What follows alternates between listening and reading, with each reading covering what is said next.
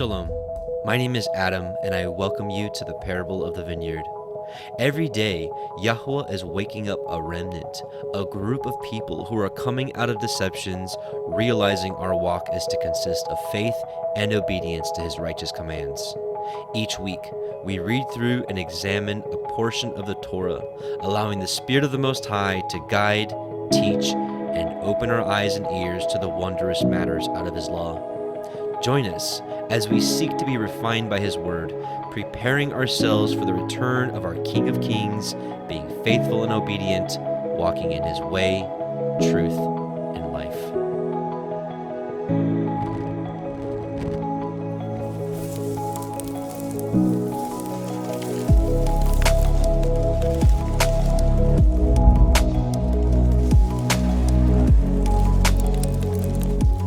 Shabbat Shalom and welcome back, brothers and sisters. Welcome to the Parable of the Vineyard YouTube live stream of our Torah portion of reading. My name is Adam, your host, and I welcome you. This is week 6 already, Toldot, Generations, which covers Genesis 25:19 through 28:9.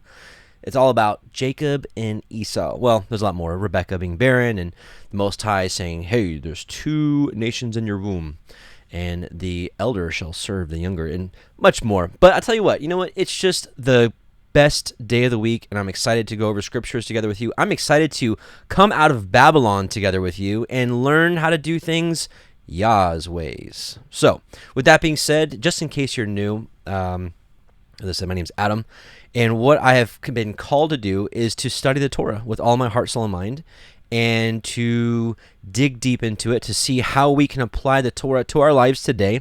I also like to cross-reference with other books of Scripture, namely Jasher, the Apocrypha, Enoch, and anything else that we can to really just extract all the information that we can possibly.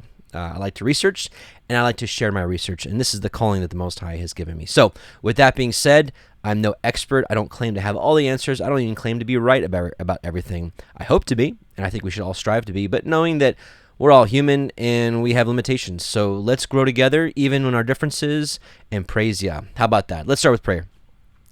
Father Yahweh, we just come before you and bless you in Yahushua's name, your glorious Son, and we thank you for giving us a path of redemption through his blood on the cross, Father. And we just thank you for opening our eyes to the truth, or really the lies of this world, and the truth of your word, and opening up your whole word to us, Father, word that was kept secret for many years.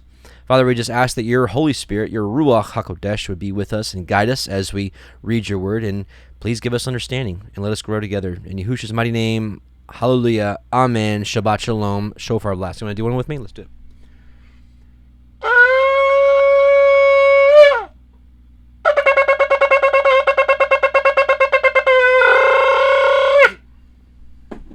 Praise Yah.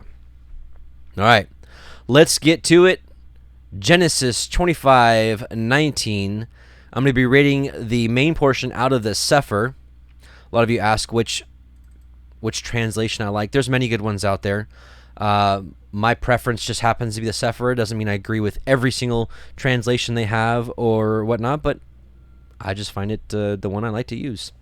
And we do cross-reference with other versions many times, so you'll see. For those of you that are not new to all this, well, welcome back. Praise Yah. Genesis 25:19, and these are the generations of Yitzchak, Isaac, Abraham's son. Abraham begot Yitzchak.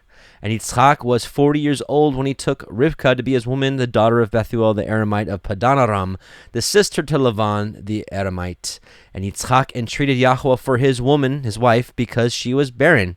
And Yahweh was entreated of him, and Rivkah his woman conceived. Hallelujah. Praise Yah.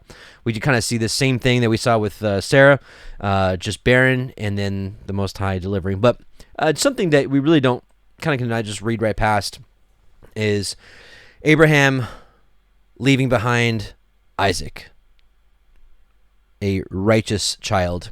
We've talked about quite a bit.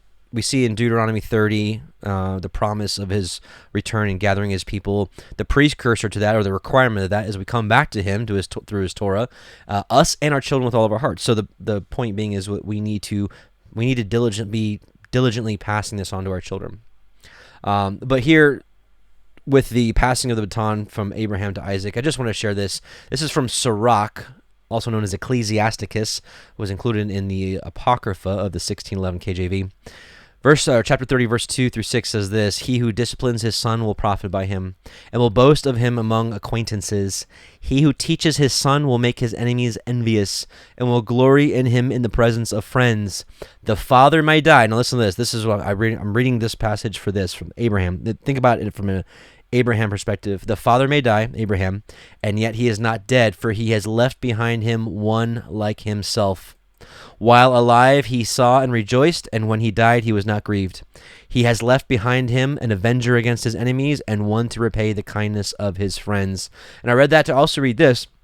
In the Aramaic, the Targums of Genesis 25:19 says this: These are the generations of Yitzchak, son of Abraham, and because the appearance of Yitzchak resembled the appearance of Abraham, the sons of men said, In truth, Abraham begot Yitzchak. So, like we read, I think a few weeks ago, when Abraham was offering up Yitzchak, we learned through the writings of Abraham that it was very clear, even though we can kind of easily see this, that Abraham and Isaac were portraying the role of the father and the son when it came to the father sending his son to come and die for humanity, for the sins of men, and to save all those who would believe on him.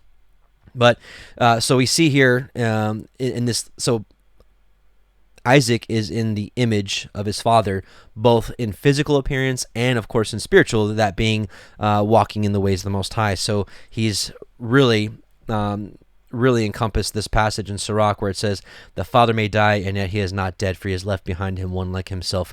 May Yah bless us and guide us that we can all follow in Abraham's footsteps and do the same with our children as well. So let's keep going.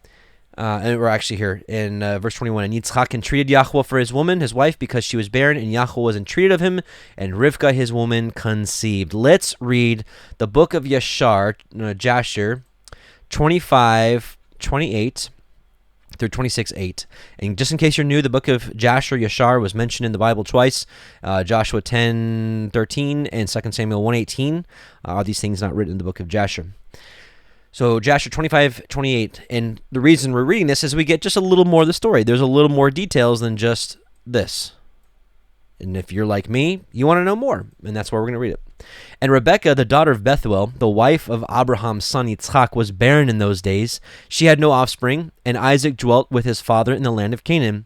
And Yahweh was with Isaac. And Arphaxad, the son of Shem, the son of Noach, died in those days, in the 48th year of the life of Yitzchak. And all the days of Arphaxad lived were 438 years, and he died. All right, chapter 26. We're going to read to verse 8. And in the 59th year of the life of Yitzchak, the son of Abraham, Rebekah, his wife, was still barren in those days. And Rebekah said unto Yitzchak, Truly, I have heard, my master, that your mother Sarah was barren in her days, until my master Abraham, thy father, prayed for her, and she conceived by him. Now, that just seems like discussion that would happen. Now therefore stand up, pray also to Elohim, and he will hear your prayer and remember us through his mercies. And Yitzchak answered his wife Rebekah, saying, Abraham has already prayed for me to Elohim to multiply his seed, which is faithful, because he's right. He did pray. And so Yitzchak is like, I got faith. Relax, woman. Now therefore this barrenness must proceed to us from you. A little rough, but... And Rebekah said unto him, But arise now, you also, and pray, that Yahweh may hear your prayer and grant me children. And Yitzchak hearkened to the words of his wife. And Yitzchak and his wife rose up and went to the land of Moriah. We talked about the importance of Moriah a couple weeks ago. Was it last week or the week before? Yeah, 2 weeks ago. That Moriah is where Adam and Eve set up the altar. Then Noah rebuilt it. Then Abraham went up there to offer up Yitzchak. David later bought that place from the threshing floor from it's right on the tip of my tongue. Anyways, he bought that land, and then that became, as they say, the spot where Messiah was crucified. So Moriah is pretty important place. He went to the land of Moriah to pray there, to seek Yahweh, and when they had reached that place, Yitzchak stood up and prayed to Yahweh on account of his wife, because she was barren. And Yitzchak said, O Yahweh of heaven, Yahweh Elohim of heaven and earth, whose goodness and mercies fill the earth, you who did take my father from his father's house and from his birthplace, and did bring him unto this land, and did say unto him, to your seed will I give the land. And you did promise him, and did declare unto him, I will multiply your seed as the stars of heaven, and as the sand of the sea. Now may your words be verified, which you did speak unto my father. For you are Yahweh our Elohim. Our eyes are toward you to give us seed of men, as you did promise us. For you are Yahweh our Elohim, and our eyes are directed towards you only. And Yahweh heard the prayer of Yitzhak, yes, and the son of Abraham, and Yahweh was entreated of him, and Rebekah his wife conceived. Praise Yah. Now, it may not seem like huge details, but, I figured there was probably a little more than this, and there was. And praise Yah, we get to see the awesome prayer that Yitzhak prayed, and Yahweh was like, yeah, I hear you. Let's do this. You're right. Hallelujah. All right, back to Genesis 25:22. And the children struggled together within her, and she said, if it be so, why am I thus? Why am I this way? And she went to inquire of Yahweh. And Yahweh said to her, 2 nations are in your womb, and 2 manner of people shall be separated from your generation. And the one people shall be stronger than the other people, and the elder shall serve the younger. Now, as you probably imagine, there's a little more to this too. Let's read it. Let's pick back up where we were. Joshua 26:9. We're going to read to verse 12. And in about 7 months after the children struggled together within her, and it pained her greatly that she was wearied on account of them. And she said to all the women who were then in the land, did such a thing happen to you as it has to me? And they said unto her, no. And she said unto them, why am I alone in this amongst all the women that were upon the earth? And she went to the land of Moriah, there it is again, to seek Yahweh on account of this. And she went to Shem and Eber his son to make inquiries of them in this matter, and that they should seek Yahweh in this thing respecting her. And she also asked Abraham to seek and inquire of Yahweh about all that had befallen her. Remember, this is confusing. Last week, we talked about how Abraham actually didn't die until Jacob and Esau were at least 15 years old, I believe. And they all inquired of Yahweh concerning this matter. And they brought her word from Yahweh and told her, 2 children are in your womb, and 2 nations shall rise from them. And the one nation shall be stronger than the other, and the greater shall serve the younger. So, just a little more details. I like the details. Genesis 25:24. And when her days to be delivered were fulfilled, behold, there were twins in her womb. And the first came out red, all over like a hairy garment. And they called his name Esau. So think about that. Think about a baby being... Do you ever think about what a baby all hairy like a garment looks like? Kind of interesting. Doesn't sound normal. The Targums are a little wonky here, but I just wanted to share it. It says, and the first came out forth wholly red as a garment of hair, and they called his name Esau, listen to this, because he was born altogether complete, with the hair of the head, and the beard, and the teeth, and the grinders. That would have been a sight to see, if this is true.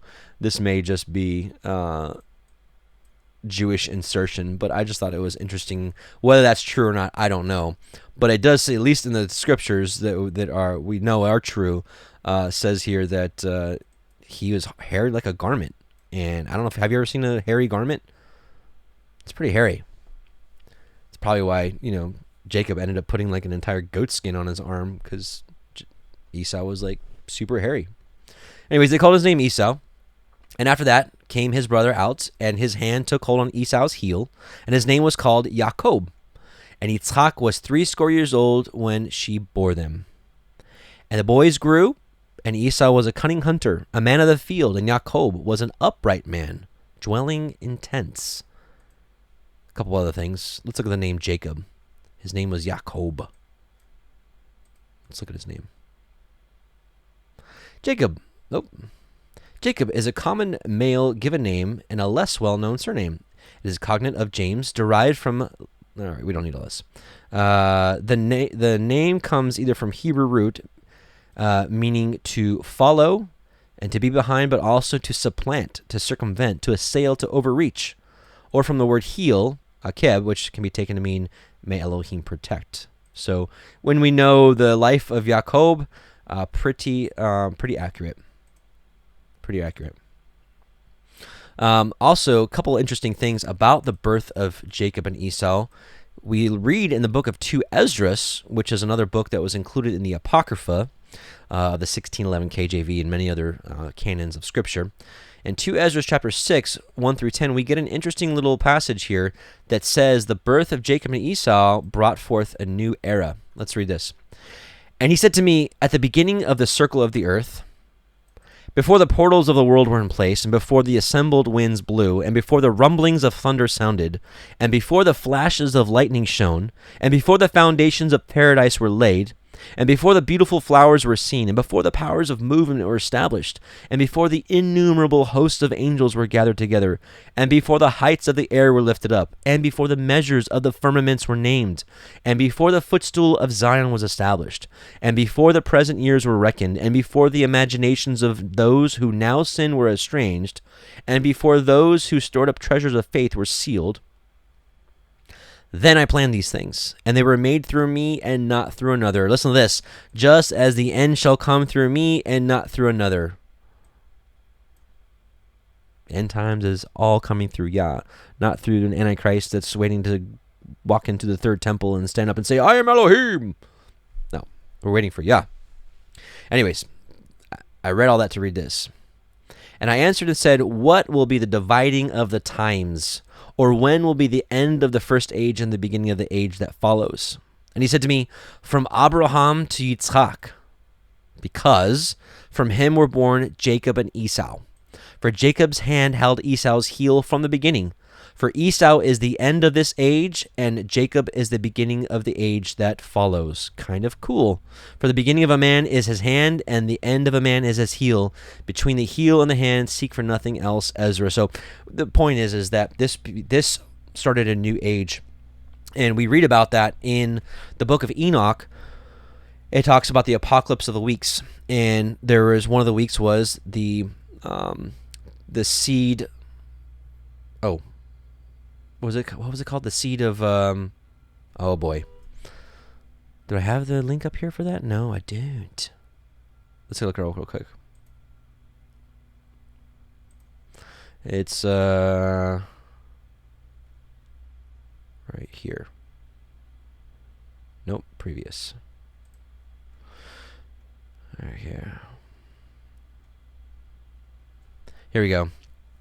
And after that, in the third week, at its close, a man shall be elected as the plant of righteous judgment, Abraham, and his posterity, Jacob, shall become the plant of righteousness forevermore, Israel.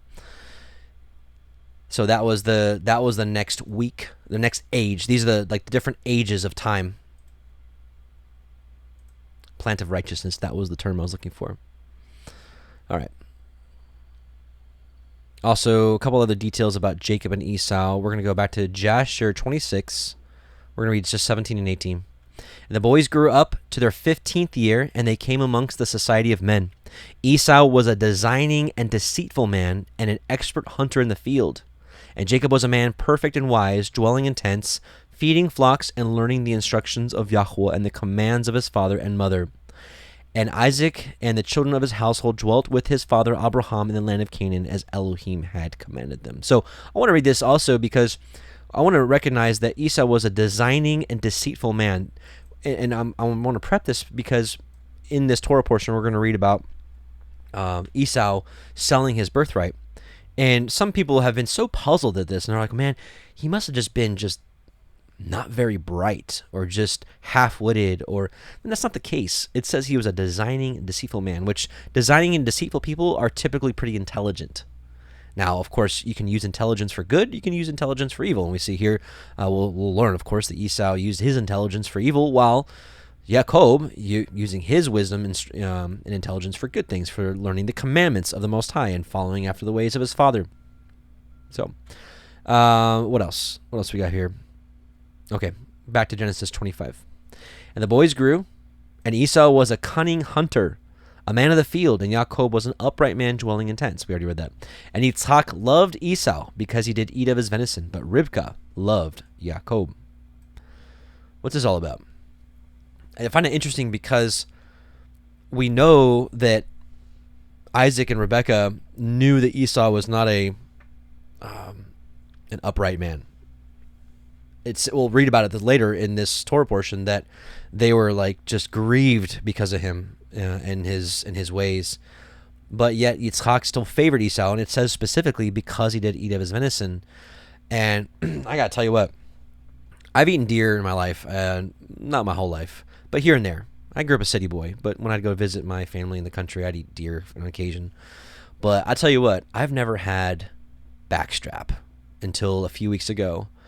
And I tell you what, it was amazing. So I guess I can understand why Yitzhak would be like, oh yeah, get that venison for me. That backstrap is amazing. If you don't know what backstrap is, it's a piece of meat of the deer. It's like awesome.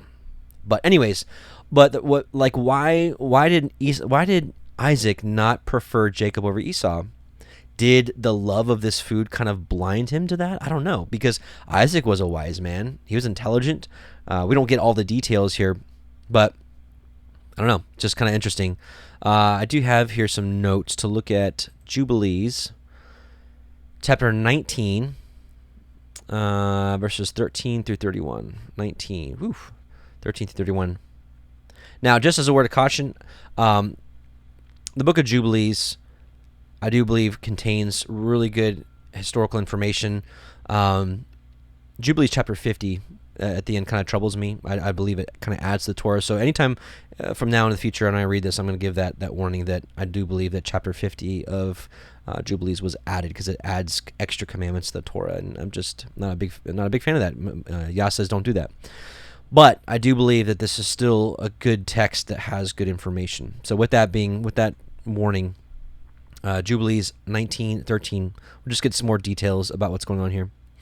And in the 6th week, in the 2nd year thereof, Rivkah bore to Yitzchak 2 sons, Jacob and Esau. And Jacob was a smooth and upright man, and Esau was fierce, a man of the field, and hairy, and Jacob dwelt in tents. And the youths grew, and Jacob learned to write, but Esau did not learn, for he was a man of the field and a hunter. And he learned war, and all his deeds were fierce. And Abraham loved Jacob. See, here we go. But Yitzchak loved Esau. Why? And Abraham saw the deeds of Esau, and he knew that in Jacob should his name and seed be called. And he called Rivkah and gave commandment regarding Jacob, for he knew that she too loved Jacob much more than Esau. And he said unto her, My daughter, watch over my son Jacob, for he shall be in my stead on the earth, and for a blessing in the midst of the children of men, and for the glory of the whole seed of Shem. For I know that Yahweh will choose him to be a people for a possession unto himself, above all peoples that are upon the face of the earth. And behold, Yitzchak my son loves Esau more than Jacob, but I see that you truly love Jacob. Add still further to your kindness to him. And let your eyes be upon him in love, for he shall be a blessing unto us on the earth from henceforth unto all generations of the earth. Let your hands be strong, and let your heart rejoice in your son Jacob, for I have loved him far beyond all my sons. He shall be blessed forever, and his seed shall fill the whole earth.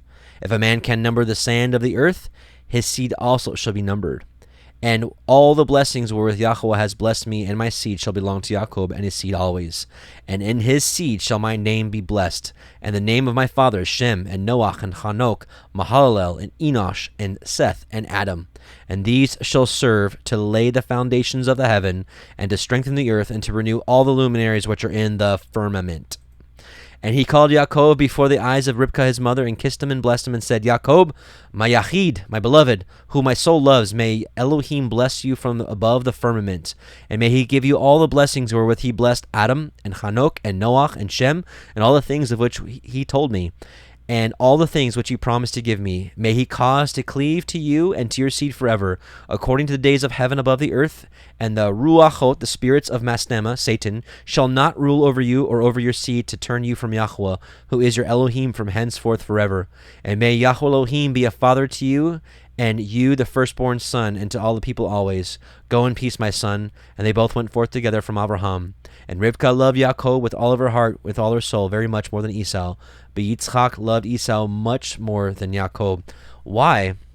Maybe he wasn't. Maybe he was blinded by the food. Maybe he wasn't.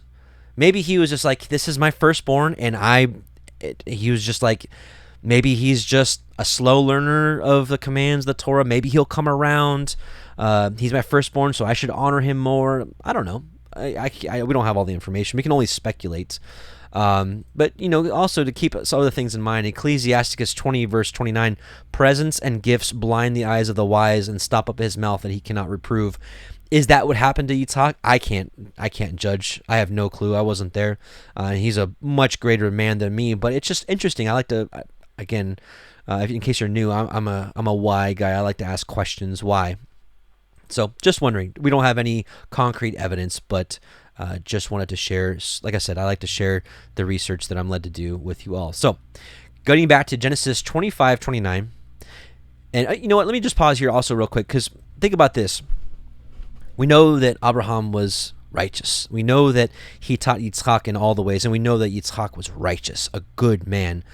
And we can assume that Yitzhak taught Esau and Jacob with all of his heart to walk in the ways. I'm sure he probably recited prophecies and scriptures for them, told them of the promises, probably did his best. But we can see here that sometimes it's out of our control of where our children go. And I say that because I know there's quite a few of you out there that maybe you have some children that are walking in the way with you and some that aren't. And it's not, I say that just to say, look at this, look at that. Isaac, a man much better than us, much wiser than us, and full of more full of the ruach than us. Terrible English, sorry.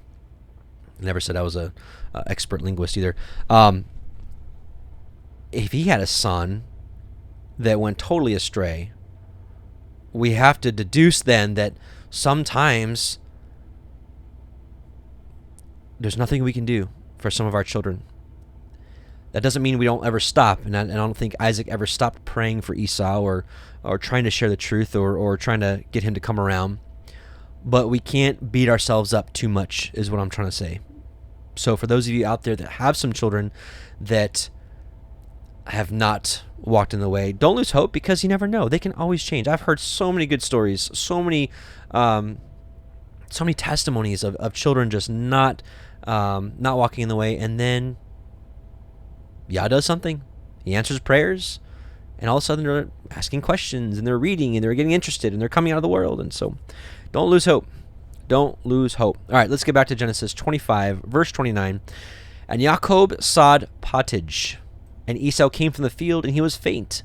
And Esau said to Yaakov, feed me, I pray you, with that same red pottage, for I am faint. Therefore was his name called Edom. And Yaakov was like, huh? Sell me this day your birthright. What do you think? And Esau said, behold, I am at the point to die, and what profit shall this birthright do to me? And Yaakov said, swear to me this day. And he swore unto him, and he sold his birthright unto Yaakov. Then Yaakov gave Esau bread and pottage of lentils. Love lentils, by the way. And he did eat and drink, and rose up and went his way. Thus Esau despised his birthright. And this is just one of those like head scratchers, right? Because you're just like, what? you sold your, I don't mean to laugh, but you sold your birthright for, I mean, listen, I love lentils, but come on, really? And this is where people are just like, well, he must have been like a halfwit or something. Like, what's wrong with you? But we see here that I am at the point to die. Was he fasting for like 40 days? Well, probably not. Was he just really, really hungry? And he's like, whatever, I don't care. I mean, come on. There's got to be more to the story. And there is. Praise Yah, we have the book of Gerar that tells us exactly what happened. The first time I read this, I was like, totally makes sense. This is exactly what happened. Gerar 27, 1 through 16. And Esau at that time, after the death of Abraham, frequently went into the field to hunt. And Nimrod, king of Babel, the same was Amraphel, also frequently went with his mighty men to hunt in the field, and to walk about with his men in the cool of the day. And Nimrod was observing Esau all his days, for a jealousy was formed in the heart of Nimrod against Esau all the days. And on a certain day Esau went into the field to hunt, and he found Nimrod walking in the wilderness with his 2 men. And all his mighty men and his people were with him in the wilderness, but they were moved at a distance from him, and they went from him in different directions to hunt. And Esau concealed himself for Nimrod, and he lurked for him in the wilderness. And Nimrod and his men that were with him did not know him. And Nimrod and his men frequently walked about in the field at the cool of the day, and to know where his men were hunting in the field. And Nimrod and 2 of his men that were with him came to the place where they were, when Esau started suddenly from his lurking place, and drew his sword, and hastened and ran to Nimrod, and cut off his head. And Esau fought a desperate fight with the 2 men that were with Nimrod. And when they called out to him, Esau turned to them and smote them to death with his sword. And all the mighty men of Nimrod who had left him to go to the wilderness heard the cry at a distance, and they knew the voices of those 2 men. And they ran to know the cause of it. And when they found their king and the 2 men that were with him lying dead in the wilderness, and when Esau saw the mighty men of Nimrod coming at a distance, he fled and thereby escaped. And Esau took the valuable garments of Nimrod, which Nimrod's father had bequeathed to Nimrod, and with which Nimrod prevailed over the whole land, and he ran and concealed them in his house. And by the way, in case you missed this a couple weeks ago now, Nimrod was given the garments of Adam and Eve from Cush's father, which was given to him by his father. Anyways, Ham actually stole those garments when he saw Noah's nakedness. He went in and was like, "Ooh." And these garments had power to them, and when Nimrod put them on, he became really powerful. Anyways, so Esau's like, "Mine." Verse 11, and Esau took those garments and ran into the city on account of Nimrod's men. And he came unto his father's house wearied and exhausted from fight, and he was ready to die through grief when he approached his brother Jacob and sat before him. Why? Because he's thinking he's about to die because he just killed the king of the land and 2 of his officers, and there's gobs of officers all through the wilderness now. They're like, what's going on? Who just killed our king? And he said unto his brother Jacob, Behold, I shall die this day, and wherefore then do I want this birthright? And Jacob acted wisely with Esau in this matter, and Esau sold his birthright to Jacob for it was so brought about by Yahweh. And Esau's portion in the cave in the field of Machpelah, which Abraham had bought from the children of Heth for the possession of a burial ground. For those of you that are with us earlier this evening, for the testament of Naphtali, this makes a little more sense with reading this. Esau also sold to Jacob, and Jacob bought all this from his brother Esau for value given. And Jacob wrote the whole of this in a book, and he testified the same with witnesses, and he sealed it, and the book remained in the hands of Jacob. And when Nimrod the son of Cush died, his men lifted him up and brought him in consternation and buried him in his city. And all the days that Nimrod lived were 215 years, and he died. And the days that Nimrod reigned upon the people of the land were 185 years. And Nimrod died by the sword of Esau in shame and contempt, and the seed of Abraham caused his death, as he had seen in his dream. For those of you that remember that from weeks ago. So, kind of image that, to me, that makes a lot more sense. So, all right. Chapter 26. Let's do it. And there was a famine in the land, beside the first famine that was in the days of Abraham. And Yitzhak went unto Abimelech, king of the Pelishtim, unto Gerar. And Yahweh appeared unto him, and said, Go not down into Mitzrayim, dwell in the land which I shall tell you of. Sojourn in this land, and I will be with you, and I will bless you. For unto you and unto your seed I will give all these countries, and I will perform the oath which I swore unto Abraham your father. And I will make your seed to multiply as the stars of heaven, and will give unto your seed all these countries, and in your seed shall all the nations of the earth be blessed. Why? Because that Abraham obeyed my voice, and did guard my watch, and my commandments, my statutes, and my Torah. Very powerful verse. Why? Because this, without a shadow of a doubt, lets us know that the law existed way before Mount Sinai. Way before. Genesis 15:6. So let's compare Genesis 26:5 with Genesis 15:6, which says, and he believed, this is Abraham, he believed in Yahweh, and he counted it to him for righteousness. And so while this verse is quoted often in modern day Christianity, this verse is often disregarded. And I'm here to say, I believe that both these verses together give us a brief, quick summary of our walk: faith and obedience. John 8:37-40. I know that you are Abraham's seed, talking to the Pharisees, but you seek to kill me, because my word has no place in you. I speak that which I have seen with my father, and you do that which you have seen with your father. They answered and said to him, Abraham is our father. Yahushua said to them, If you were Abraham's children, you would do the works of Abraham. And what did Abraham do? Because that Abraham obeyed my voice, did guard my watch, my commandments, my statutes, and my Torah. Praise Yah. But now you seek to kill me, a man that has told you the truth, which I have heard of Elohim. This did not Abraham. Galatians 3:27-29. As many of you as have been baptized into Mashiach, have put on Mashiach. There is neither Jew nor Greek, or probably better translated is, there is neither Jew nor Gentile. There is neither bond nor free. There is neither male nor female, for you are all one in Messiah Yahusha. And if you be Messiahs, then you are Abraham's seed and heirs according to the promise. So we are the seed of Abraham through faith in Messiah. Period. Doesn't matter our skin color, our ethnicity, our hair color, or how hairy our arms are. Right? People call me Esau all the time. Not because I have hairy arms, just because, that whole whatever. Okay, whatever. They're like, stop reading my book, Esau. All right. Isaiah 41:8. But you, Israel, are my servant, Jacob, whom I have chosen, the seed of Abraham, my friend. So, we're the seed of Abraham through faith in Messiah. The seed of Abraham is Israel. Did you catch that? Praise Yah. Doesn't matter where we come from. Now here, James brings it together. James 2:21-26. Was not Abraham our father justified by works when he had offered up Yitzchak, his son, on the altar? And that act was both of faith and works. Because he could have faith and been like, okay, yeah, I believe you, and then just never moved. He had to take action. Don't you see how faith wrought with his works? And by works was his faith made perfect? And the scripture was fulfilled, which said, Abraham believed Elohim, and it was imputed unto him for righteousness, and he was called the friend of Elohim. You see then how that by works a man is justified, and not by faith only. Likewise, also was not Rahab the harlot justified by works, when she had received the messengers and had sent them out another way? For as the body without the spirit is dead, so faith without works is dead also. Now, how modern day Christianity gets around this? Well, they say that James was writing a book to the Jews and not to the Gentiles. But as we know, as we read earlier, there is no more Gentile. That we read that in Galatians 3. We also read it in Ephesians 2, that he took the Jews and the Gentiles and he broke down the separating wall, and he made himself one man, one body. There is no Jews or Gentiles. There's no Jews or Gentiles gate to New Jerusalem. There is a gate for Judah.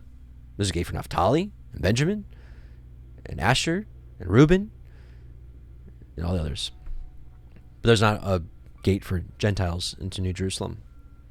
Deuteronomy 30:1-5. And it shall come to pass when all these things are come upon you, the blessing and the curse which I have set before you, and you shall call them to mind among all the nations where Yahweh your Elohim has driven you. By the way, we've read this passage many times already, but we're going to keep reading it because this is our promise. So when we've been in dispersion, and again, we are not a skin color or a race, we are the seed of Abraham through faith. So we're all over the place.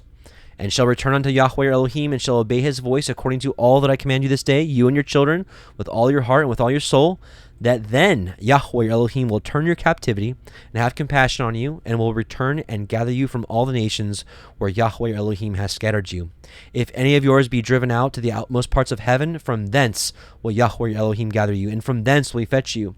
And Yahweh your Elohim will bring you into the land which your fathers possessed, and you shall possess it, and he will do you good and multiply you above your fathers.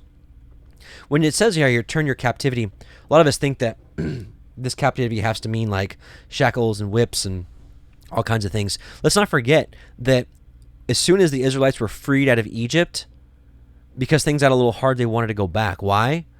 Well, it's because it probably wasn't as hard as we're thinking. Sure, it was hard because they were in slavery to them, and they couldn't really prosper on their own, whatever. But they had houses, they had food, they had provisions, they were well fed, they probably had entertainment. Probably very similar to right now. Probably not as many creature features as we do now, and as many comforts, but they were well fed and they were happy, and for the most part, right? Because they wanted to go back. They cried out because of all the things done, but I mean, you saw they got freed, and in the wilderness things got a little tough, and they're like, let's go back. Anyways, my point is our captivity is definitely a spiritual captivity and a physical captivity. For another time, though. Anyways, let's go back to Genesis 26. And Yitzchak dwelt in Gerar, and the men of the place asked him of his wife or his woman, and he said, she is my sister. For he feared to say, She is my woman, lest, said he, the men of the place should kill me for Ribkah, because she was fair to look upon. Obviously, he learned this from his father. I'm sure his father told him this story probably more than one time. And he's like, oh yeah, okay. And it came to pass, when he had been there a long time, that Abimelech king of the Pelishtim looked out at a window, and he saw, and behold, Yitzchak was sporting with Ribkah his woman. What did that look like? And Abimelech called Yitzchak and said, Behold, of a surety she is your woman, she's your wife. And how said you, she is my sister? And Yitzchak said unto him, Because I said, lest I die for her. And Abimelech said, What is this you have done unto us? One of the people might lightly have lain with your woman, and you should have brought guiltiness upon us. And Abimelech charged all his people, saying, He that touches this man or his woman shall surely be put to death. Then Yitzchak sowed in that land, and received in the same year 100-fold, and Yahweh blessed him. And the man waxed great, and went forward, and grew until he became very great. For he had possessions of flocks, and possessions of herds, and a great store of servants, and the Pelishtim envied him. For all the wells which his father's servants had dug in the days of Abraham his father, the Pelishtim had stopped them, and filled them with the earth. That's kind of rude. Super rude. We've talked about envy quite a bit, especially because the Testament of Simeon study we did not too long ago. But let's just refresh ourselves, because envy is still rampant, even in the Torah community. Like, what? Proverbs 14:30. A sound heart is the life of the flesh, but envy the rottenness of the bones. Proverbs 27:4. Wrath is cruel and anger is outrageous. But who is able to stand before envy? Acts 7:9. And the patriarchs, moved with envy, sold Joseph into Egypt, but Elohim was with him. Matthew 27:1-2. When the morning was come, all the chief priests and the elders of the people took counsel against Yahusha to put him to death. And when they had bound him, they led him away and delivered unto Pontius Pilate the governor. We'll read why. Verse 17. Therefore, when they were gathered together, Pilate said unto them, Whom will you that I release unto you, Barabbas or Yahusha, which is called Messiah? For he knew that for envy they had delivered him. Envy is a strong emotion. It's very blinding. If you want to learn more about envy and jealousy and how rotten it is and how prevalent it is today, take a look at our Testament of the 12 Patriarchs series, the Testament of Simeon. We go deep into envy and jealousy. And, of course, if that's something that you think you may be struggling with, you don't have to answer out loud or whatever. Not that I can hear you anyways right now, but if there's people around you. But if you know in your mind, you're like, man, I know I struggle with jealousy and envy, and I don't want to, that video, may it bless you. Acts 13:45. But when the Jews saw the multitudes, they were filled with envy, because all the multitudes were listening to Paul's preaching, and spake against those things which are spoken by Paul, contradicting and blaspheming. Romans 1:29-32, being filled with all unrighteousness, fornication, wickedness, covetousness, maliciousness, full of envy, murder, debate, deceit, malignity, whisperers, backbiters, haters of Elohim, despiteful, proud, boasters, inventors of evil things, disobedient to parents, without understanding, covenant breakers, without natural affection, implacable, unmerciful, who knowing the judgment of Elohim, that they which commit such things are worthy of death, not only do the same, but have pleasure in them that do them. Whew. Let's escape those things. Philippians 1:15. Some indeed preach Messiah, even of envy and strife. And that's why I said it even goes on to today. And some also of goodwill. 1 Timothy 6:3-4. If any man teach otherwise, and consent not to wholesome words, even the words of our Master, Yahushua HaMashiach, and the doctrine which is according to godliness, he is proud, knowing nothing, but doting about questions and strifes of words, whereof comes envy, strife, railings, evil surmisings. And this is what I see in even the called out assemblies today. People doting. Do you guys know the word doting? I'll let the internet define it better for you than I can. Extravagantly or foolish, loving, and indulgent. That's not doing it. Here we go. To show excessive fondness or love. Just call it excess. Excessive. So they're excessive about certain questions and strifes of words. And what does that make me think of? It makes me think of people who argue about the pronunciation. Listen, there's a group of people that have been called out of the world and realize that our Father's name is not, it's not God, it's not Lord. These are just titles, and sometimes some titles with some not great origins. Also, we know that our Messiah's name didn't start with a J, because J didn't even exist until 500 years ago. But it's like, at the same time, there's many different interpretations of what those names may sound like, and I see people like destroying each other, and even been like, you're not my brother unless you pronounce the name this way, or calendars, or so many other different discussions, like, no, the book of Jasher is trash, and you're leading people astray. Like, people dote about certain things, and Paul says, whereof comes envy, strife, railings, evil surmisings. It's rough stuff, brothers and sisters. We need to escape these things. Galatians 5:19-26. Now the works of the flesh are manifest, which are these: adultery, fornication, uncleanness, lasciviousness, idolatry, witchcraft, hatred, variance, emulations, wrath, strife, seditions, heresies, envyings, murders, drunkenness, revelings, and such like, of which I tell you before, as I have also told you in time past, that they which do such things shall not inherit the kingdom of Elohim. But the fruit of the Spirit is love, joy, peace, long-suffering, gentleness, goodness, faith, meekness, temperance, self-control. Against such there is no law. So, anyways, just a quick reminder of we need to escape these things. Last thing, this is the last verse. James 4:5-11. Do you think that the scripture says in vain, the Spirit that dwells in us lusts to envy? But he gives more grace. Wherefore he said, Elohim resists the proud, but gives grace unto the humble. And you'll typically see that with people who are envious are also proud, boasters, arrogant, and whereas the humble, meek, are the opposite. Submit yourselves therefore to Elohim, resist the devil, and he will flee from you. Draw nigh to Elohim, and he will draw nigh to you.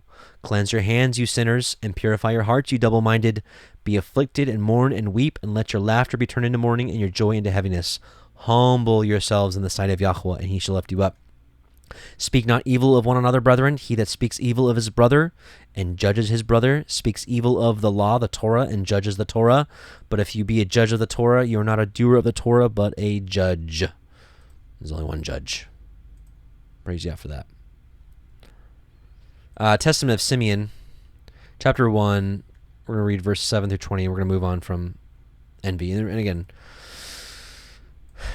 since we're here, when we look through the Torah, we just try to apply this practical application to our lives. And obviously through this Torah verse here, we can learn the precept of not being envious, because envious or jealousy leads you to some pretty wicked things. Like, why would you go and stop up people's wells? Like, what's that going to do? The water's not going to run out, And I don't know if that's what they were like thinking, but Testament of Simeon, chapter 1, verse 7-20. And we'll finish up on the envy topic. For in the time of my youth, I was jealous in many things of Joseph, because my father loved him beyond all. And I set my mind against him to destroy him, because the prince of deceit sent forth the spirit of jealousy and blinded my mind, so that I regarded him not as a brother, nor did I even spare Jacob, my father. And this is what jealousy or envy does. It blinds you. That's why people are like, you're not my brother because you don't do this calendar. You're not my brother because, whatever. But his Elohim and the Elohim of his fathers sent forth his angel and delivered him out of my hands. For when I went to Shechem to bring ointment for the flocks, and Reuben to Dothan, where were our necessaries and all our stores, Judah my brother sold him to the Ishmaelites. And when Reuben heard these things, he was grieved, for he wished to restore him to his father. But on hearing this, I was exceedingly wroth against Judah, in that he let him go away alive. And for 5 months I continued wrathful against him. But Yahweh restrained me and withheld from me the power of my hands, for my right hand was half withered for 7 days. And I knew, my children, that because of Joseph this had befallen me. And I repented, and I wept, and I besought Yahweh Elohim that my hand might be restored, and that I might hold aloof from all pollution and envy and from all folly. For I knew that I had devised an evil thing before Yahweh and Jacob my father, on account of Joseph my brother, in that I envied him. And now, my children, hearken unto me, and beware of the spirit of deceit and envy, which has not gone anywhere. It's still alive, and it still tries to rule over men. For envy rules over the whole mind of a man, and suffers him neither to eat, nor to drink, nor to do any good thing, but it ever suggests to him to destroy him that he envies. And so long as he that is envied flourishes, he that envies fades away. And I have seen this with my own eyes. 2 years, therefore, I afflicted my soul with fasting and the fear of Yahweh, and I learned that deliverance from envy comes by the fear of Elohim.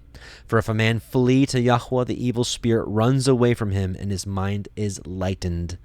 And henceforward he sympathizes with him who he envied, and forgives those who are hostile to him, and so ceases from his envy. Hallelujah. Just a little snippet of the Testament of Simeon stuff we did. All right, let's keep going. So they stopped up all the wells because of envy. And Abimelech said unto Yitzchak, Go from us, for you are much mightier than we. And Yitzchak departed from thence, and pitched his tent in the valley of Gerar, and dwelt there. And Yitzchak dug again the wells of water, which they had dug in the days of Abraham his father. For the Philistine had stopped them up after the death of Abraham, and he called their names after the names by which his father called them. And Yitzchak's servants dug in the valley, and found there a well of springing water.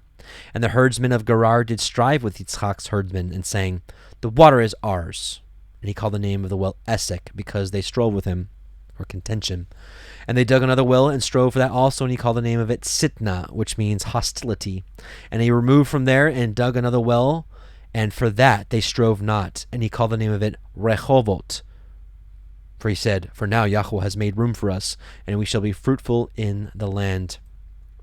And he went up from there to Beersheba. So, just pause real quick. And what's the point of this? This is to show that nobody is shielded completely from trials, from testings. And testings can come very large, like we saw a few weeks ago with Abraham having to offer up Yitzchak. That's a huge test. And we saw that he was tested 10 times with the wealth of the kings, with the separation of his wife, with the offering up of Yitzchak, and many more big ones. And here Isaac has some tests. They're a little smaller. Think of how annoying this is. Do you understand how much labor goes into digging up a well? Now, certainly he had lots of servants, but that's a lot of work. And when you're traveling in that area, it's not like there wasn't plumbing everywhere. They needed water. And so it's like, boom, they dug a well and they got some water. And then the Philistines came and that would be like, put yourself in their shoes. It's out there. They're in the wilderness, essentially. Because it's like not like today where you just go and be like, walk into a store, can I just get some water, please? That's not how it was. Anyways, so this was a test. And just to know that we have trials. Isaac had his trials. We all have our trials. Think about it. Abimelech first dealt well with Yitzchak. And then, because out of envy, what he says here, he says, Go, for you're greater than us. Where do you go? Where do you go? Where is that? Yeah, and Abimelech said, Go from us, you're much mightier than we. He's jealous, envious. So, think about this for a second. Abimelech was jealous of Yitzchak because of Yah was with him. He said it. He's like, obviously Yah's with you. You're greater than I. Get out of here, Think about this. We know that Yahweh is blessing us with riches again in these last days. And you're like, what? What are you talking about? Like, I barely have, you're like, I barely have any money in my account. What are you talking about? Different account. Proverbs 3:13-15. Happy is the man that finds wisdom, and the man that gets understanding, for the merchandise is better than the merchandise of silver, and the gain thereof than fine gold. She is more precious than rubies, and all the things that you can desire are not to be compared unto her. So while we might not be walking around with chests of gold and silver and rubies and emeralds dangling from everywhere, the Most High is giving wisdom in these last days. And for whatever reason, sometimes that is invoking jealousy. When you share of just how amazing it is that the Most High has woke us up to the Torah and whatever, and people are like, Matthew 10:22, and you shall be hated of all men for my name's sake. And his name is not just a pronunciation of his name. His name, think about it, his name is everything. It's his character. It's the way he walked. It's the obedience that he had. You'll be hated of all men for my name's sake, but he that endures to the end shall be saved. John 15:18, if the world hates you, you know that it hated me before it hated you. John 17:14, I have given them your word, and the world has hated them, because they are not of the world, even as I am not of the world. And people that do not love his word, I'm not here to judge anyone.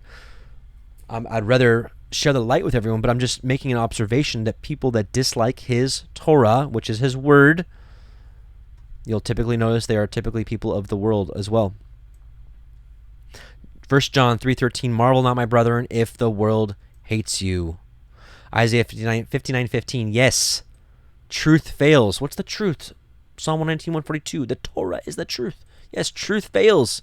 And he that, not that the Torah failed, but the Torah is failing from being in the people's mouths and their lips and their actions. And listen, and he that departs from evil makes himself a prey. Right? You know, predator and prey. Predators seek out prey. Or sheep. And Yahweh saw it, and it displeased him that there was no judgment. Right ruling is part of the Torah. Psalm 69, 1-20, save me, O Elohim, for the waters are coming unto my soul. I sink in a deep mire where there is no standing. I am come into deep waters where the floods overflow me. I am weary of my crying. My throat is dried. My eyes fail while I wait for my Elohim. They that hate me without a cause are more than the hairs of my head. They that would destroy me, being mine enemies wrongfully, are mighty. Then I restored that which I took not away. O Elohim, you know my foolishness, and my sins are not hid from you. Let not them that wait on you, O Yahweh Sabaoth, be ashamed for my sake. Let not those that seek you be confounded for my sake, O the Elohim of Israel. Because for your sake I have borne reproach. Of course, this is coming through the prophet David, and he lived out these things, but also, of course, prophesying about Messiah and his sufferings, and everybody pretty much hating him for doing what's right. But there was, of course, a select few that saw it and were like, oh, praise Yah, you are the one. Because for your sake I have borne reproach, shame has covered my face. I am become a stranger unto my brethren, and an alien unto my mother's children. For the zeal of your house has eaten me up, and the reproaches of them that reproach you are fallen upon me. When I wept and chastened my soul with fasting, that was to my reproach. I made sackcloth also my garment, and I became a proverb to them. They that sit in the gate speak against me, and I was the song of the drunkards. But as for me, my prayer is unto you, O Yahweh. In an acceptable time, O Elohim, in the multitude of your mercy, hear me. In the truth of your salvation, deliver me out of the mire, and let me not sink. Let me be delivered from them that hate me, and out of the deep waters. And pause real quick. If Messiah is the light, and we're also supposed to be the light in the world, and we're supposed to walk as he walked, do you think that this is going to be an easy walk? Hopefully he's prepared us enough to know that this is not an easy walk. While some of us may have it harder than others, and some of us have maybe a little more shalom than others, or some of us may have more provisions than others, whatever. The point is this is how it's going to be. And this is why he taught the parables of the sower, the seed, that many will receive it. Many will receive him as Messiah, but they'll become unfruitful and choked up. Some because of the cares of the world, some because of persecution, and many other different reasons. Let not the water flood overflow me, neither let the deep swallow me up, and let not the pit shut her mouth upon me. Hear me, O Yahweh, for your loving kindness is good. Turn unto me according to the multitude of your tender mercies, and hide not your face from your servant, for I am in trouble. Hear me speedily. And, we know that Messiah was destined to be crucified. Although we know that if it was Yah's will, he could have just delivered him and just, whatever.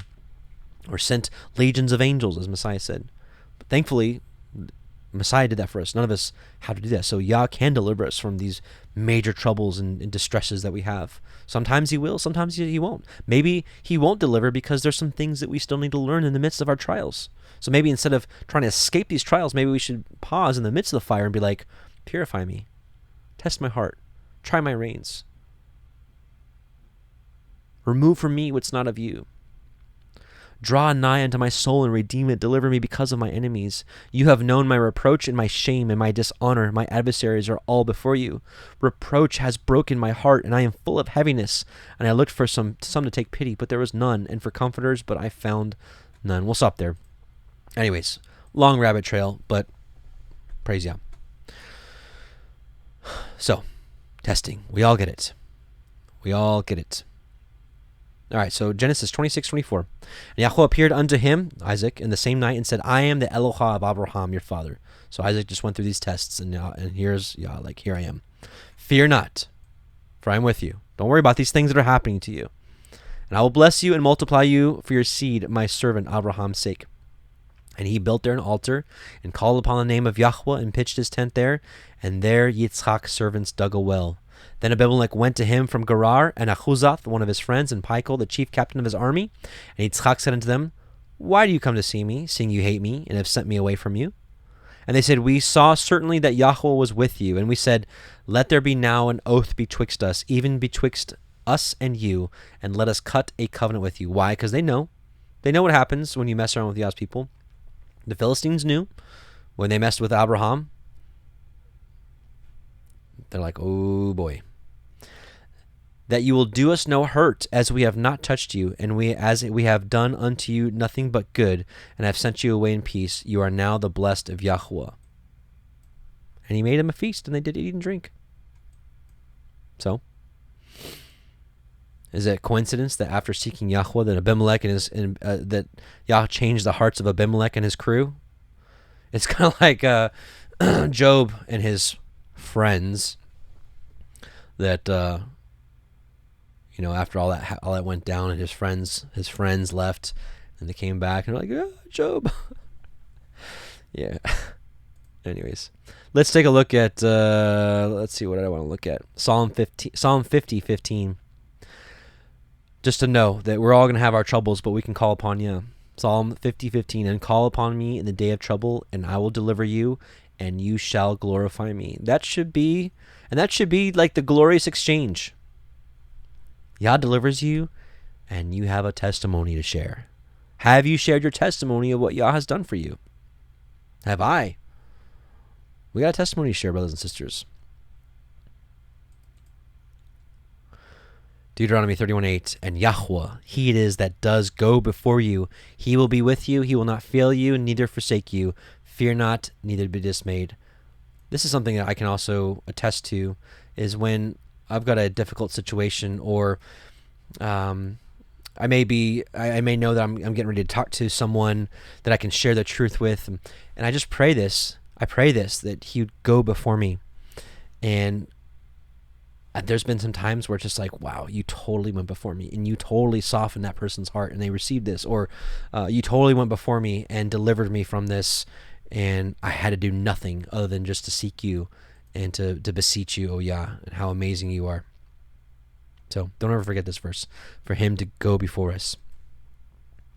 Genesis 26:31, and they rose up early in the morning and swore one to another, and Yitzchak sent them away, and they departed from him in peace. And you can see here, Yitzchak is a good, gentle, peaceful man. He could have been like, no, you did all this to us, and no. Yitzchak was like, let's have a feast. That's how we should be. Just like Messiah said.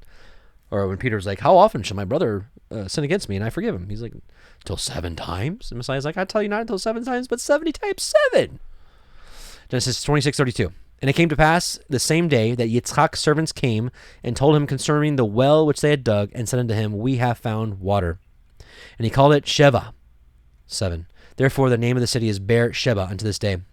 And Esau was 40 years old when he took to be his woman Yehudith, the daughter of Birai the Hittite, and Basemath, the daughter of Elon the Hittite, which were a grief of mind unto Yitzchak and Rivkah.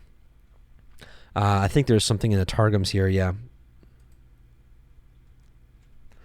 All right, 26, and so Esau married these women, and they bowed in strange worship and set themselves to rebel in their evil conduct against Yitzchak and Rivkah. And they were refractory, swelling in spirits with strange worship, and would not receive instruction either from Yitzchak or Rivkah. Ouch. Rough house there. But just a reminder of Yitzchak forgiving. Colossians 3:13, forbearing one another and forgiving one another. If any man have a quarrel against any, even as Messiah forgave you, so also do you. Testament of Benjamin, chapter 1, 22 through 33. See, therefore, my children, the end of the good man, be followers of his compassion, therefore, with a good mind, that you also may wear crowns of glory. For the good man has not a dark eye, for he shows mercy unto all men, even though they be sinners. Isaac exemplified this. And though they devise with evil intent concerning him, by doing good he overcomes evil, being shielded by Elohim, and he loves the righteous of his own soul. as his own soul. If anyone is glorified, he envies him not. If anyone is enriched, he is not jealous. If anyone is valiant, he praises him. The virtuous man he lauds. On the poor man he has mercy. On the weak he has compassion. Unto Elohim he sings praises. Hallelujah. And him that has the grace of a good soul, and him that has the grace of a good spirit, he loves his own soul. If therefore you also have a good mind, then will both wicked men be at peace with you, and the profligate will reverence you, and will turn unto good.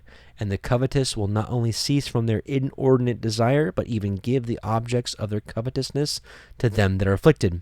If you do well, even the unclean spirits will flee from you, and the beasts will dread you. Where there is reverence for good works and light in the mind, even darkness flees away from him. For if anyone does violence to a holy man, he repents. For the holy man is merciful to his reviler, and he holds his peace. If anyone is betrayed a right, and if anyone betrays a righteous man, the righteous man prays. Though for a little he be humbled, yet not long after he appears far more glorious, as was my brother Joseph. The inclination of the good man is not in the power of deceit of the spirit of Beliar, for the angel of peace guides his soul. Testament of Benjamin. I love that book. I'm so excited to get to it. The Testament of the Patriarchs. Okay.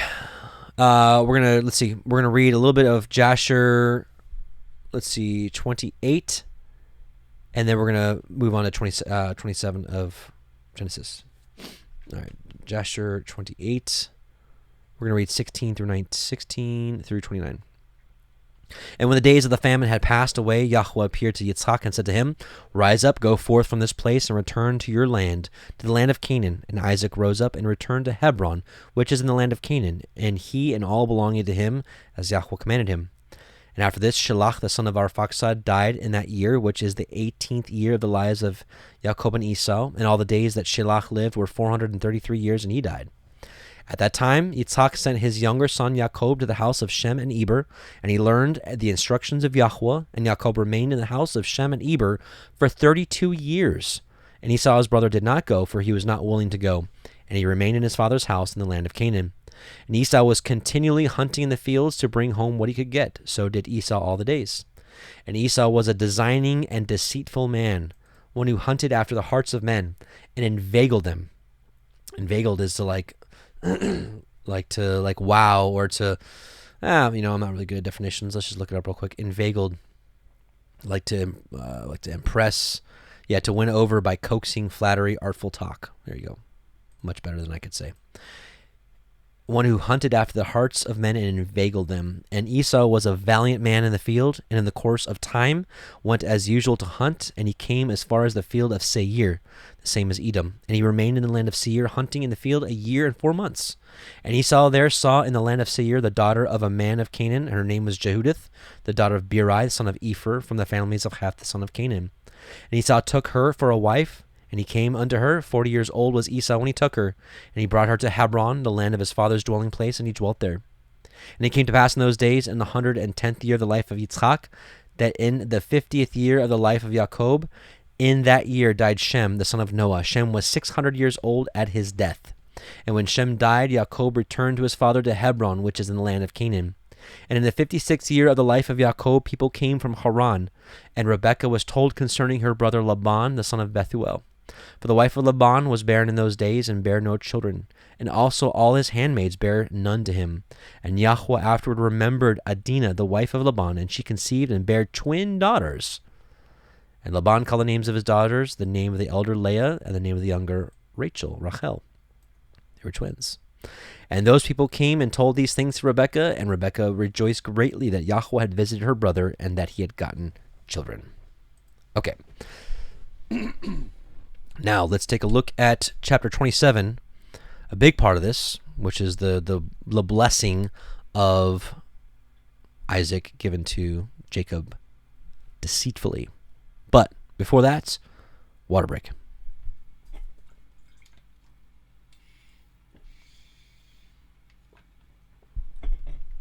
Okay, Genesis 27:1. And it came to pass that when Yitzhak was old and his eyes were dim, so that he could not see, he called Esau his eldest son and said unto him, My son. And he said to him, Behold, here I am. A little interesting part here. The Targum says why his eyes were dim. And it was when Yitzchak was old and his eyes were darkened from seeing, because when his father was binding him, he had seen the throne of glory, and from that time his eyes had begun to darken. That he called Esau his elder son on the 14th of Nisan, the first month, and said to him, My son, behold, this night they on high praise Yahweh of the world, and the treasures of the dew are opened in it. He said, Behold, I am. Anyway, so it's possible here that it was Passover. That's what the Targums say. If you're new, the Targums are the Aramaic version of the scriptures. However, they've been in the hands of Jews for many years, so there are some Jewish insertions in there. So the Targums are to be read with caution. Is that the right word? With a skeptical eye. But I do believe there's some good information in there from time to time. And it just takes one who is, I think, grounded in the word to recognize when things are out and when not. And to take some things lightly and be like, well, maybe not. Like we just read. Well, maybe it was Passover. Maybe it wasn't. I don't know. But I like to share, like I said, research with you. So let's read. And he said, Behold now, I am old, I know not the day of my death. Now therefore take, I pray you, your weapons, your quiver, and your bow, and go out to the field, and take me some venison, and make me savory meat, such as I love, and bring it to me, that I may eat, that my soul may bless you before I die.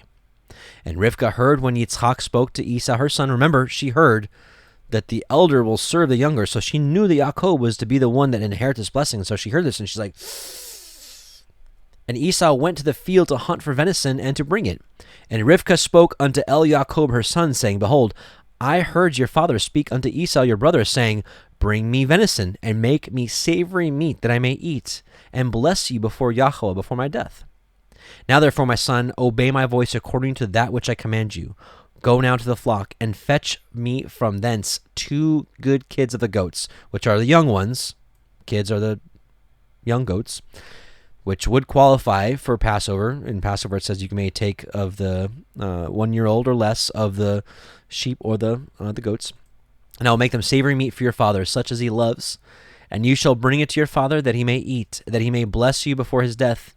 And Yaakov said to Rivkah his mother, Behold, Esau my brother is a hairy man, and I am a smooth man. My father perchance will feel me, and I shall seem to him as a deceiver. And I shall bring a curse upon me, and not a blessing. And his mother said unto him, Upon me be your curse, my son. Only obey my voice, and go fetch me them. Because she knew. She's like, we gotta make this happen. Now, we can pose the question, did they have to take things into their own hands? Or could Yah have done another way? Maybe this was the will of Yah. Maybe not. This is a very highly debated subject. Deception. We'll talk about that after we finish this part, but let's keep going. And he went and fetched and brought them to his mother, and his mother made savory meat such as his father loved. And Rivkah took goodly raiment of her eldest son Esau, which were with her in the house, and put them upon Yaakov her younger son. And I think the Targums here says that was the garments of Adam and Eve. Yeah, and Rivkah took the pleasant vestments of Esau her elder son, which had formerly been Adam's. Anyways, and we learned earlier how Esau got those, because when he killed Nimrod, he took the garments, they became his, and then Rebekah took those garments, put them on Jacob. And she put the skins of the kids of the goats upon his hands and upon the smooth of his neck. And that's how hairy he must have been. And she gave savory meat and the bread which she had prepared unto the hand of her son Jacob. And he came unto his father and said, My father. And he said, Here am I. Who are you, my son? And Jacob said unto his father, I am Esau, your firstborn. I have done according as you bade me. Arise, I pray you, sit and eat of my venison, that your soul may bless me. He probably deepened his voice too. And Yitzchak said unto his son, How is it that you have found it so quickly, my son? And he said, Because Yahweh Elohika brought it to me. And Yitzchak said unto Yaakov, Come near, I pray you, that I may feel you, my son, whether it be you be my very son Esau or not. And Yaakov went near unto Yitzchak his father, and he felt him. He said, The voice is Yaakov's voice, but the hands are the hands of Esau. And he discerned him not, because his hands were hairy, as his brother Esau's hands, so he blessed him. And he said, Are you my very son Esau? He said, I am. And he said, Bring it near to me, and I will eat of my son's venison, that my soul may bless you. And he brought it near to him, and he did eat. And he brought him wine, and he drank. And his father Yitzhak said unto him, Come near now, and kiss me, my son. And he came near and kissed him. And he smelled the smell of his raiment, and blessed him, and said, See, the smell of my son is as the smell of a field which Yahweh has blessed. Therefore Elohim give you of the dew of heaven, and the fatness of the earth, and plenty of grain and wine. Let people serve you, and nations bow down to you. Be Lord over your brother, or master of your brethren, and let your mother's sons bow down to you. Cursed be everyone that curses you, and blessed be he that blesses you. And it came to pass, as soon as Yitzhak had made an end of blessing Yaakov, and Yaakov was yet scarce gone out from the presence of Yitzhak his father, that Esau his brother came in from his hunting. And he also had made savory meat, and brought it to his father. And he said to his father, Let my father arise, and eat of his son's venison, that your soul may bless me. And Yitzhak his father said unto him, Who are you? And he said, I am your son, your firstborn Esau. And Yitzhak trembled very exceedingly, and said, Who? Where is he that has taken venison, and brought it to me? And I have eaten of all before you came, and have blessed him. Yea, and he shall be blessed. And when Esau heard the words of his father, he cried with a great and exceeding bitter cry, and said to his father, Bless me, even me also, my father. And he said, Your brother came with subtlety, and has taken away your blessing. And he said, Is he not rightly named Jacob? For he has supplanted me these 2 times. And he took away my birthright, and behold, now he has taken away my blessing. And he said, Have you not reserved a blessing for me?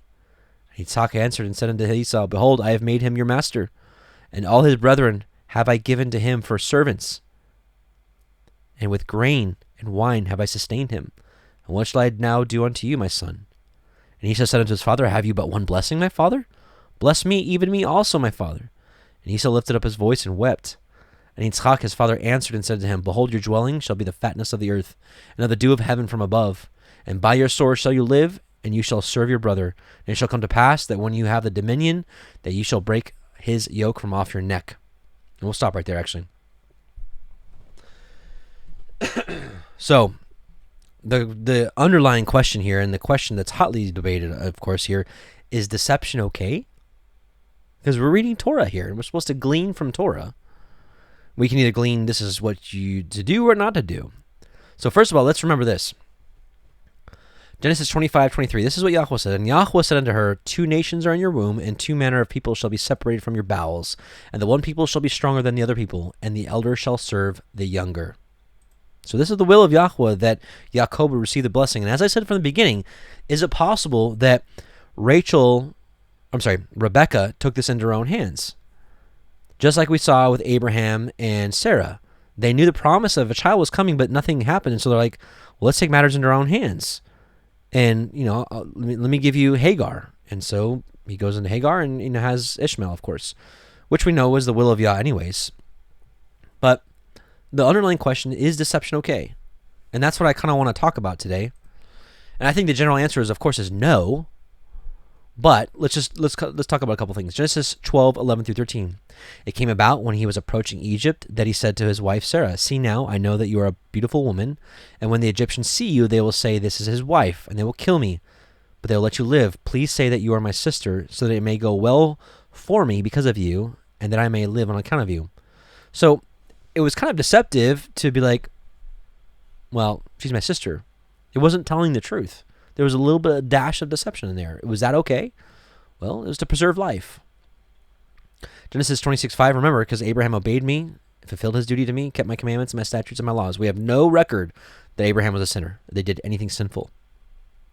Genesis 26:7 says, When the men of that place asked about his wife, he said, She is my sister. This is Isaac.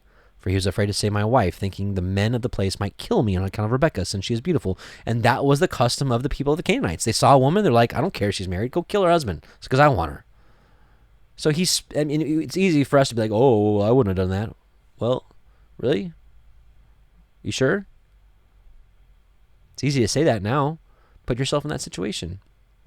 Let's say there's a city in America, and it's not just known for, if you let's say you had a beautiful wife, and it's known for doing that, for taking women at their leisure and killing the husbands. And that's just what they did to everyone. Let's say you had to go through there. Let's say you had to walk through there. Maybe you would, maybe you wouldn't. I'm just saying it's easy for us to sit back and be like, well, I wouldn't have done that. 1 Samuel 21:10-15.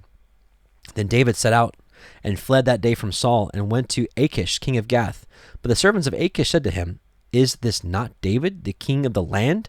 Did they not sing of this one as they danced, saying, Saul has slain his thousands and David his 10,000s? David took these words to heart and greatly feared Achish, king of Gath. So listen to this. So he disguised his sanity while in their sight and acted insanely in their custody. And he scribbled on the doors of the gate and drooled on his beard. And then Achish said to his servants, look, you see the man is behaving like an insane person. Why do you bring him to me? Do I lack insane people that you have brought this one to behave like an insane person in my presence? Shall this one come into my house? So what was that? That was a little bit of deception. Was it okay? Well, he saved his life. They probably would have killed him otherwise. 1 Samuel 24-6. Then Jonathan said to David, whatever you say, I will do for you. So David said to Jonathan, behold, tomorrow is the new moon, and I am obligated to sit down to eat with the king. But let me go so that I may hide myself in the field until the third evening. If your father misses me at all, then say, David earnestly requested leave of me to run to Bethlehem, to his city, because it is the yearly sacrifice there for the whole family. That's not true. That's not a true statement. It's deception. 1 Samuel 20:27-29. And this, anyways, this just goes on to Jonathan carries out David's wishes and says that. So he lied to save life. It saved David's life. 1 Kings 15:5, because David did what was right in the sight of Yahweh and did not deviate from anything that he commanded him all the days of his life, except in the case of Uriah the Hittite. 1 Samuel 21:1-6. Then David came to Nob, to Ahimelech, the priest, and Ahimelech came trembling to meet David and said to him, why are you alone and no one with you? And David said to Ahimelech the priest, the king has commissioned me with a matter, and has said to me, no one is to know anything about the matter on which I am sending you and with which I have commissioned you, and I have directed the young men to a certain place. That's not the truth. We know that Saul was trying to kill David and he was fleeing. Now then, what do you have on hand? Give me 5 loaves of bread, or whatever can be found. And the priest answered David and said, there is no ordinary bread on hand, but there is consecrated bread, if only the young men have kept themselves from women.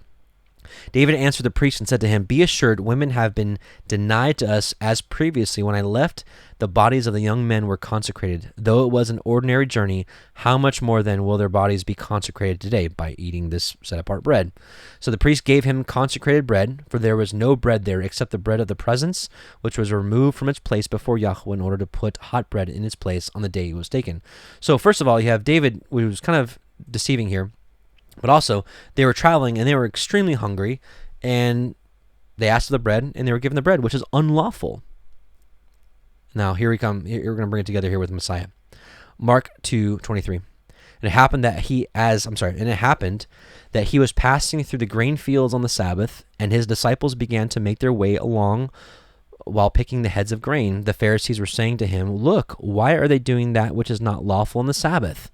And he said to them, have you never read what David did when he was in need, and he and his companions became hungry?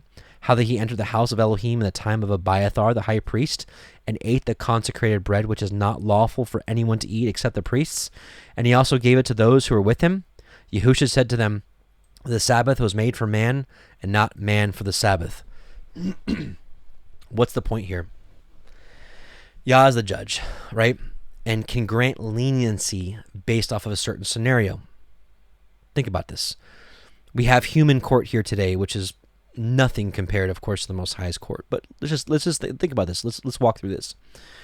Let's say it's even before you go to the court. Let's say a police officer who has the ability to write you a ticket or have leniency on you. You're speeding. Let's say there's 2 different people, right? There's car A and car B. Car A is speeding and going 20 miles an hour over the speed limit and gets pulled over. Then car B is going 20 miles an hour over the speed limit and gets pulled over. Car A has no good excuse. I was speeding.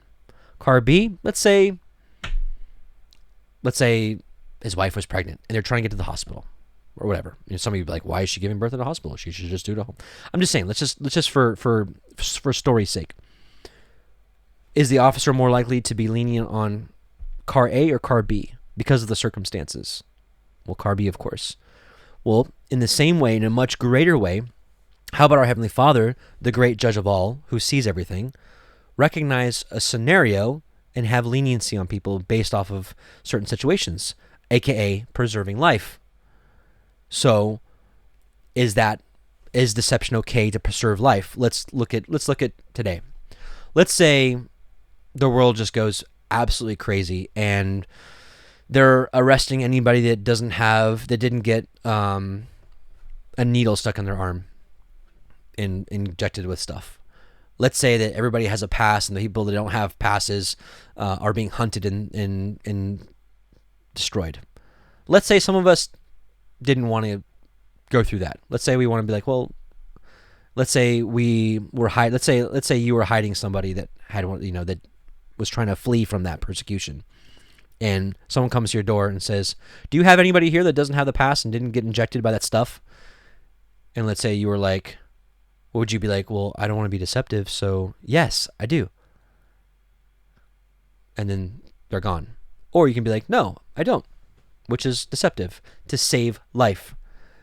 Now, I'm not saying this to be like, let's just be deceptive people and let's deceive everyone. Well, that's obviously not the case, because that's not what Yahweh was looking for. All I'm saying is that I wanted myself as a researcher and a person that asks questions, wants to know why, what's going on here. Well, in this case, it wasn't to preserve life, but it was to preserve the prophecy. At the same time, however, can it produce consequences? Absolutely. As we'll continue to read over the next couple Torah portions, the deceiver, Jacob, the supplanter, gets supplanted and deceived numerous times by Laban. Did he reap what he sowed? Maybe. Am I passing judgment? Absolutely not, because this is Jacob. Who am I? But a peon compared to him. I'm just saying, as we go through the Torah, I want to dissect it, and I want to look into this and like what's going on here and why is this okay? Why was this okay? What was the will of Yah? And again, at the end of the day, the Most High is the judge of all, and He oversees everything. He's the, Yahusha. He's the lawgiver. If He wants to have leniency based off a situation, well, praise Yah. And that's what He did here with Jacob. Did Jacob, like I said, did he suffer? Well, yeah. He had a rough life, really rough life, and we'll read more about it in the next couple of Torah portions, of course. And don't get what I'm saying twisted here, like, oh, Adam is like saying lying's okay. That's not what I'm saying here. Because number one, we have to recognize Exodus 20 verse 16 says, you shall not bear false witness against your neighbor, which is not exactly lying, but false witness is giving a testimony against what somebody did, especially in the matter of like a court of law. But nevertheless, Sirach 7:12 through 13 says, do not devise a lie against your brother, and nor do the like to a friend. Refuse to utter any lie, for the habit of lying serves no good. Lying is terrible, it's awful, it's horrific. All I'm saying is that there are certain scenarios that I do believe that not revealing the whole truth is okay. And we see that here in the matter of Jacob, with preserving the prophecy that the Most High gave. And we read some of the other examples of how some of the great patriarchs were able to preserve life through some of these things. So, also think about this. I didn't come across this till this week, but think about how the supplanter getting supplanted or the deceiver getting deceived. Think about all the agony that Jacob went through with Joseph. And think about how a goat was used for deception with the hair on his arms. Well, a goat was used for deception in some of the sufferings that Jacob went through with Joseph, right? Joseph, with the coat of many colors, they killed a kid of the goats, and they put his blood all over it. Is that coincidence? Maybe, maybe not. But again, deception in certain cases may not be a sin, but it may reap consequences, and I think that's what we see here with Jacob. So, all right, here we go. Yeah, we read that. Okay, and this 27. So Genesis 27:40. And by your sword shall you live, and shall serve your brother. And it shall come to pass when you have the dominion that you shall break his yoke from off your neck. Pretty cool little passage here in the Targums. 27:40 says this, and this is about the two different nations, Jacob and Esau. And upon your sword shall you depend, entering at every place. Yet you shall be supple and credulous and be in subjection to your brother. But it will be that when his sons become evil and fall from keeping the commandments of the Torah, you shall break his yoke of servitude from off your neck, which is exactly what happened. So kind of interesting. 27:41 of Genesis. And Esau hated Yaakov because of the blessing wherewith his father blessed him. And Esau said in his heart, the days of mourning for my father are at hand. Then will I slay my brother Yaakov. And these words of Esau, her elder son, were told to Rivkah. And she sent and called Yaakov her younger son, and said unto him, Behold, your brother Esau, as touching you, comforts himself, purposing to kill you. Now therefore, my son, obey my voice, and arise and flee to Laban my brother to Haran. And tarry with him a few days until your brother's fury turn away, until your brother's anger turn away from you, and he forget that which you have done to him. Then I will send and fetch you from thence, which she never did, until much later, or called for him. Why should I be deprived also of you both in one day? And Rivkah said to Yitzchak, I am weary of my life because of the daughters of Chet. If Yaakov takes a woman of the daughters of Heth, such as these which are of the daughters of the land, what good shall my life do to me? Okay, let's read a little bit of Yashar 29. This is going to be prepping us a little bit for next week. Actually, let's just finish the Torah portion, and then I'll finish with Yashar, and then I'll prep us for next week. Genesis 28:1. We're going to read through 9. And Yitzchak called El Yaakov and blessed him and charged him and said unto him, You shall not take a woman of the daughters of Canaan. Arise, go to Padan Aram, to the house of Bethuel your mother's father, and take you a woman from thence of the daughters of Laban your mother's brother. And El Shaddai bless you, and make you fruitful, and multiply you, that you may be a multitude of people, and give you the blessing of Abraham to you and to your seed with you, that you may inherit the land wherein you are a stranger, which Elohim gave unto Abraham. And Yitzchak sent away Yaakov, and he went to Padan Aram unto Laban, son of Bethuel the Aramite, the brother of Rivkah, Yaakov and Esau's mother. And when Esau saw that Yitzchak had blessed Yaakov and sent him away to Padan Aram to take him a woman from thence, and that as he blessed him, he gave him a charge, saying, You shall not take a woman of the daughters of Canaan, and that Yaakov obeyed his father and his mother, and was gone to Padan Aram. And Esau, seeing that the daughters of Canaan pleased not Yitzchak his father, then went Esau unto Ishmael, and took unto the women which he had Mahalath, the daughter of Ishmael, Abraham's son, sister of Nebaioth, to be his woman. That's the end of the Torah portion, and we're going to read Yashar, which is going to prep us a little bit for next week. This is gonna prep us as to why he had to be a servant to Laban, because he should have just been able to go and get a wife, because Isaac was rich, and Isaac would have given him plenty of money for a dowry. All right, Yashar 29:11. And Yaakov was very much afraid of his brother Esau, and he rose up and fled to the house of Eber, the son of Shem, and he concealed himself there on account of his brother. And Yaakov was 63 years old when he went forth from the land of Canaan from Hebron. And Yaakov was concealed in Eber's house 14 years on account of his brother Esau. And he there continued to learn the ways of Yahweh and his commandments. And when Esau saw that Yaakov had fled and escaped from him, and that Yaakov had cunningly obtained the blessing, then Esau grieved exceedingly, and he was also vexed at his father and his mother. And he rose up and took his wife and went away from his father and his mother to the land of Seir. And he dwelt there. And Esau saw there a woman from amongst the daughters of Heth, whose name was Bosmath, the daughter of Elon the Hittite. And he took her for a wife in addition to his first wife, and Esau called her name Adah, saying the blessing had in that time passed from him. And Esau dwelt in the land of Seir 6 months without seeing his father and mother. And afterward Esau took his wives and rose up and returned to the land of Canaan. And Esau placed his 2 wives in his father's house in Hebron. And the wives of Esau vexed and provoked Yitzchak and Rebekah with their works, for they walked not in the ways of Yahweh, but served their father's Elohim of wood and stone, as their father had taught them, and they were more wicked than their father. And they went according to the evil desires of their hearts, and they sacrificed and burnt incense to the Baalim. And Yitzchak and Rebekah became weary of them. And Rebekah said, I am weary of my life because of the daughters of Heth.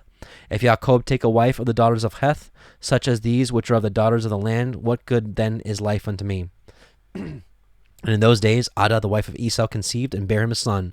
And Esau called the name of the son that was born unto him Eliphaz. And Esau was 65 years old when she bare him. And Ishmael the son of Abraham died in those days, in the 64th year of the life of Yaakov, and all the days that Ishmael lived were 137 years, and he died. And when Yitzchak heard that Ishmael was dead, he mourned for him, and Yitzchak lamented over him many days. And at the end of 14 years of Jacob's residing in the house of Eber, Jacob desired to see his father and mother. And Jacob came to the house of his father and his mother to Hebron. And Esau had in those days forgotten what Jacob had done to him in having taken the blessing from him in those days. And when Esau saw Jacob coming to his father and mother, he remembered what Jacob had done to him, and he was greatly incensed against him, and he sought to slay him. And Yitzchak, the son of Abraham, was old and advanced in days, and Esau said, Now my father's time is drawing nigh, that he must die. And when he shall die, I will slay my brother Jacob. And this was told to Rebekah. And she hastened and sent and called for Jacob her son. And she said unto him, Arise, go and flee to Haran, my brother Laban, and remain there for some time until my brother's anger be turned from you, and then you shall come back.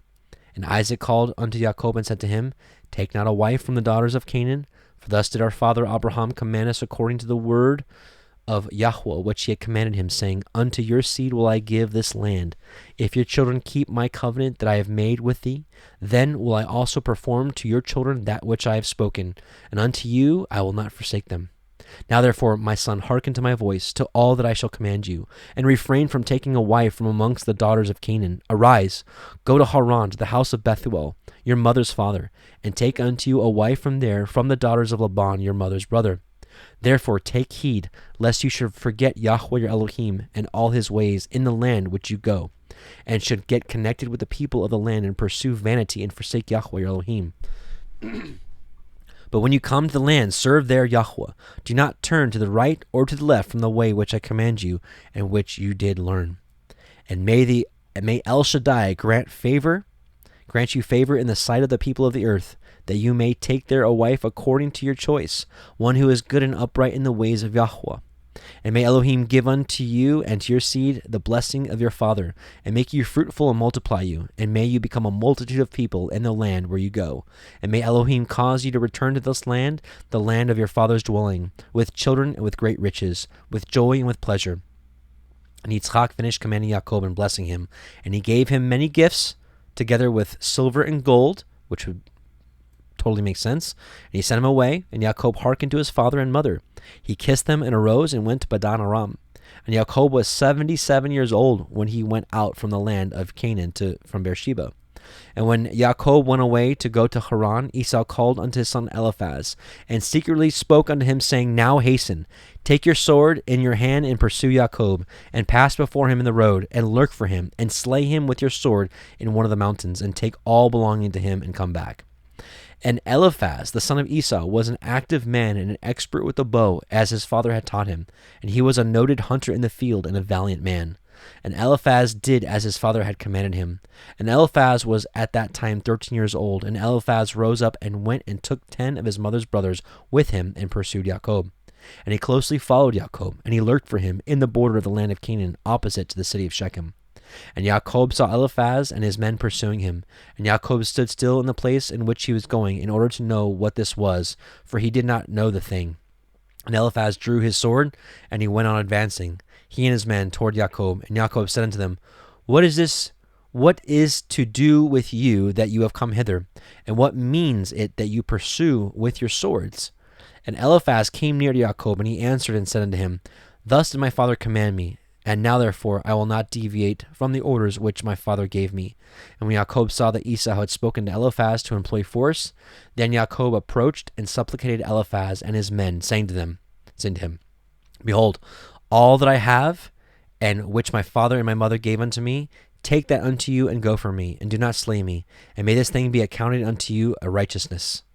And Yahweh caused Jacob to find favor in the sight of Eliphaz, the son of Esau, and his men. And they hearkened to the voice of Jacob, and they did not put him to death. And Eliphaz and his men took all belonging to Jacob together, with the silver and the gold that he had brought with him from Beersheba, and they left him nothing. And so, by the way, and this is kind of what prepares us for next week, as to like, well, Isaac was rich. Isaac was rich. He would have given Yaakov plenty of money, just like we saw with Abraham giving Eliezer plenty of money to go purchase Rebekah. Yeah. And so Yaakov had all this stuff, but in order to spare his life, he had to give it up. Again, the deceiver, did he reap some of the what he sowed with deception? Possibly so. because now he had to go work in servitude for his wife, where he could have just went and bought her. And Eliphaz and his men went away from him, and they returned to Esau to Beersheba, and they told him all that had occurred to them with Jacob, and they gave him all they had taken from Jacob. And Esau was indignant at Eliphaz's son, and at his men that were with him, because they had not put Jacob to death. And they answered and said to Esau, because Jacob supplicated us in this matter not to slay him, our pity was excited towards him. And we took all belonging to him, and brought it unto you. And Esau took all the silver and gold which Eliphaz had taken from Jacob, and he put them by in his house. So, with that, brothers and sisters, we are finished with this week's Torah portion. I pray it might have been a blessing for you in some way. And, well, let's pray. Father Yah in heaven, the Most High Elohim of Abraham, Yitzhak, and Jacob, we're just so delighted to immerse ourselves in your word, Father. And we just thank you so much for showing us truth in these last days, for giving us of your Son. And we ask for your forgiveness for our faults, Father, and that we may help us to have patience with each other as you have patience. Help us to have long suffering with each other as you do, Father, and help us to grow in your Torah and to be a worthy people when Messiah Yahushua returns. And we just bless you so much and thank you in Yahushua's mighty name. Hallelujah. Shabbat shalom to you all. And we'll end with a few songs. We did read Psalm 69, so we'll probably do Psalm 69 and then maybe the new Psalm 13. By the way, homepage, there's a playlist of all these songs if you like them. If you don't, praise Yah anyways. Shabbat shalom, y'all. Love you. Oh, and by the way, we should be getting the dates together for Passover soon. We're going to be doing Passover again in Lebanon, Missouri. We'll be camping out like 8 or 9 days or so. I think it's the first week of April sometime. I think April 3rd or 2nd or 3rd or 4th is we'll start camping. Anyways, just if you're interested in doing Passover with us, just stay tuned. I'll mention that here on the Torah portions. Shabbat shalom.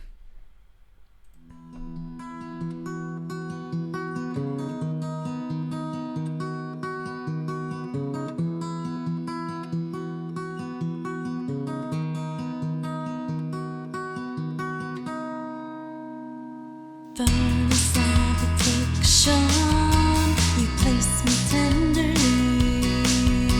There's not a tear you don't hold, a moment you don't see. Enduring scorn for your sake, brothers are estranged. This fasting they mock and turn away.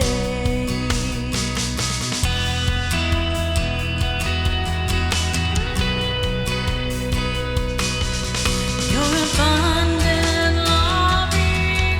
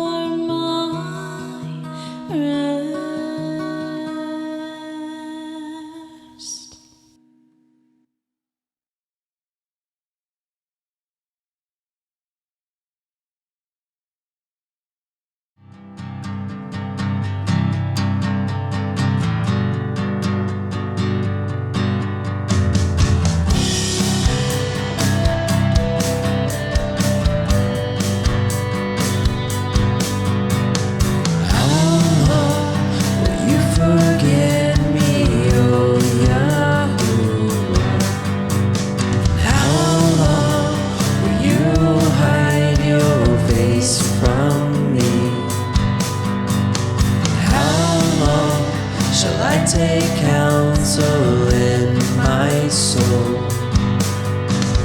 having song in my heart daily, oh yeah. How long shall my enemy be exalted over me? But I have trusted in your mercy. My heart shall rejoice in your Yeshua. And I will sing unto Yahuwah. I will sing unto Yahuwah.